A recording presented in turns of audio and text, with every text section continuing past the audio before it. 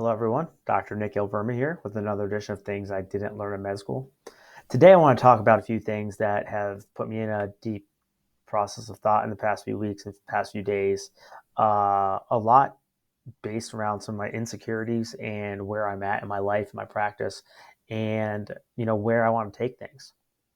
And I don't think there's a better place to start than just kind of laying out that things have been obviously picking up in my practice, which has been great, but it puts me in a position where now there have been several different types of offers that have been thrown my way. Offers that would take me out of Ohio, offers that would potentially make a different career path, maybe potentially going back into more teaching. Um, there's been offers of uh, partnerships and buyouts and all that kind of stuff, and puts me in a at least a retrospective phase where what I was meditating on this morning, and what does that mean?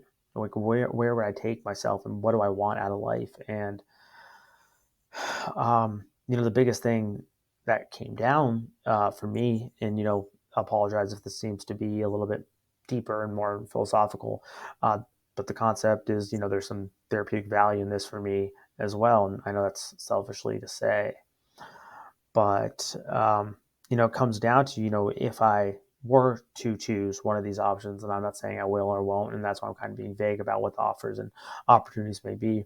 How would that reflect for myself, and how would that reflect on me? And deep down inside, one of my biggest insecurities and fears is that I would look like and I would feel like a failure. Not saying that lightly. I think that's something that a lot of people fear, and especially overproductive people want to go out and prove something. And what that something is, we don't necessarily always know. And, I can find myself in that rut sometimes. And it takes a lot to reel myself back into an opportunity in a situation where I feel comfortable expressing myself and doing things that I feel are important. Um, and that's kind of where I've been. And it's been kind of weighing on me heavier and heavier week after week. And I don't think that I have an answer for it right now, and hopefully I will soon. And I keep reminding myself that, time and time again is, when life has in the past presented opportunities and different things for me, I've always made a choice that made the most sense to me or felt right for me and ended up being a fine choice. Maybe it wasn't the right choice or the best choice, but it ended up being completely fine and reasonable. So I need to convince myself is, whatever choice that I make is the right choice for me in the time, in that situation. Um, some people have easier time making decisions like this and other people don't. I think there's a big part of me that wants to continue to practice the medicine the way that I do, and uh, practice patient care the way that I do. And I think it's all important to continue to build on something that I've already started building on. Um, but that doesn't mean that just because I leave where I'm at now doesn't mean I can't continue to build on what I've already built on. Which kind of brings me to the point of, whenever you're considering offers and contracts and stuff like that, and I guess that'll probably be the thing to learn and remember today is, we don't really know. We can't predict the future. We don't know where things are going, and we don't know the landscape of medicine 5 years from now. We don't know if there's going to be another pandemic. We don't know if there's going to be another natural disaster. We don't know if there's going to be something far worse. Um, and all these things are cyclical, and it can really throw a challenge for anybody in all industries, not just health industry, but it could really make a difference and make an impact on our day-to-day lives as well. um, but an interesting concept I was reading about this morning is the Shirky Principle, and I'm just going to read it from what the think groups say is the Shirky Principle, also known as Clay Law, states that institutional responses to new technology are driven almost entirely by preserving the status quo of institutional power. So this kind of sounds like a very big sci-fi Black Mirror episode where you know allegedly, we know that Apple will buy technology that's advanced, so far advanced that we don't even realize it's out there, and they'll shelve it for many years. And they're going to only put out the technology that's allowed for us to have when they want us to have it. Now, again, I don't, I'm not a conspiracy theorist on that level. Maybe I do have some conspiracy theories that others think are crazy, but I don't think on that level. I mean, I definitely know that there are technologies that are out there that are being utilized. And I think that happens in the medical industry as well. But it started really getting me thinking. And actually, someone else had brought up this point where personal trainers make more money from clients remaining slightly unfit and unmotivated from clients who become fit and no longer need their services and become motivated to help themselves, which is an absolutely true statement. Then you start thinking of, chiropractors can tend to do this as well. And then I started thinking, even in our field, in my field of physical medicine, rehabilitation, and interventional spine care and musculoskeletal health care, is I've always had a goal of mine to have the patients know what's going on and try to explain them, try to teach them, and motivate them to listen. If you never come back to me as a patient, then I'm happy. Or for this ailment, then I've done my job. I just see so often everywhere else is we get in this dogmatic thought process of we think we're right about everything, and this is the only way to do it, and this is how my teacher did it, or my mentor did it, or my colleague did it, or my parents did it, and that's the only way to do something.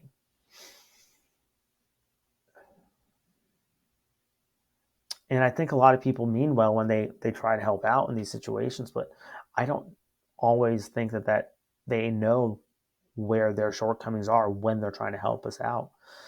And they can try to say, hey, yeah, I will say, as a physician, and a patient comes like, yeah, I have back pain. It's like, okay, well, great. Maybe just take some NSAIDs and go home and rest, which is quite often by the primary care doctor. But in that time frame, there's no healing that actually happens. Going home and resting for an overuse injury, which a lot of acute back pain isn't really an overuse injury. It would be more of a muscle tear or something like that. But, and I have a completely different side topic on that. But sometimes these are chronic wear and tear injuries or they're acute injuries. But going home and resting and taking non-steroidal anti-inflammatories could be detrimental. We don't recommend non-steroidal anti-inflammatories after a bone fracture or something like that because we know it can inhibit the healing cascade. So why would we do it for something else that's injured, right? So, I get that we're trying to do the right thing for the right patient at the right time, but maybe that's not the best advice.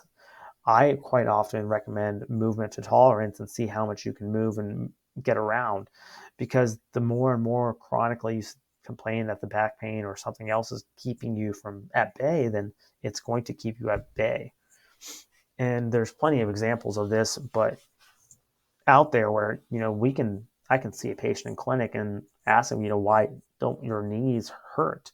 And you can just see physical changes of osteoarthritis, and they're just like, well, I just kind of keep it moving, and that's it. So, um,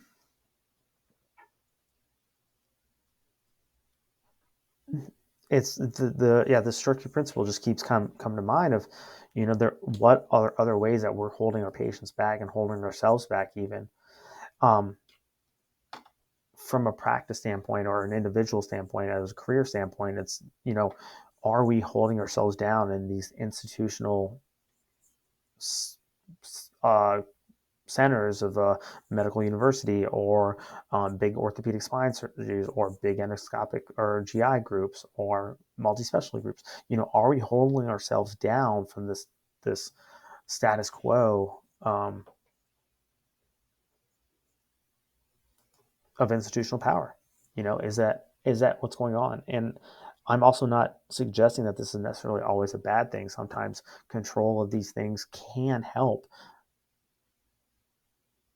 get us to the next stage of where we need to be, and it can't be a 0 to 100 all the time. We need to progressively step our way up through these situations so we know that we can handle the next preceding step, or the next step, the next step, the next step, and each preceding step relies on the one before that. I don't think we'll be anywhere near ready for flying cars tomorrow.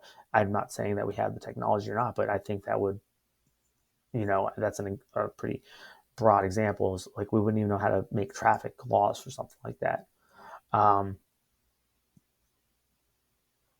and similarly, I think this is kind of to bring it full circle back to some of the thoughts that I have in the direction that I may or may want to go is, maybe it's just taking a stepwise progression to the next step. But also, is there a way to hybrid the the opportunities and see how that takes us, and try to think outside the box and see where these different situations can lead us to. And yeah, um, yeah. So it's just been an interesting thought, interesting concept that I was reading about, and I find it super fascinating.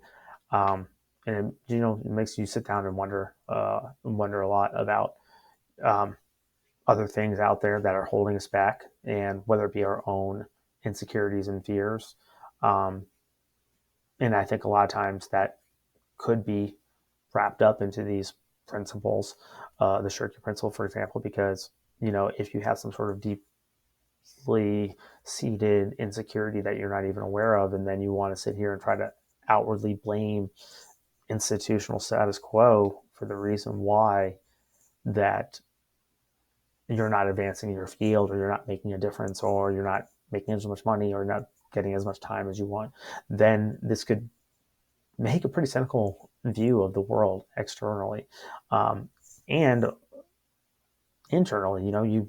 This is kind of that narcissistic behavior, and not to be too diagnostic about it, but the common misconception is narcissists only think about themselves, and like, yes, they do, but in the sense that it's either all or nothing, and it's that kind of thinking that can get us in trouble, and it's that kind of thinking that we need to sit down and appreciate.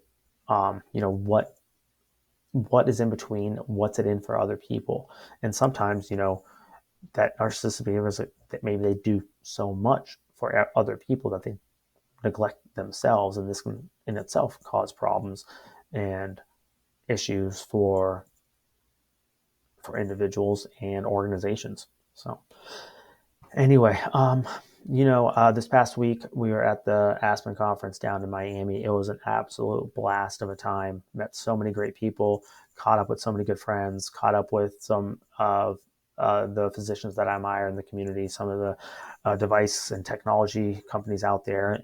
Very thankful and grateful for all the people that took me out. We went out for dinners, and had some lunches, and reconnected with some friends, and brought up some great ideas of ways to advance my practice, way to help one another out, way to advance the field in pain and neuroscience. So I'm just so grateful to be in this situation, and um, you know weeks of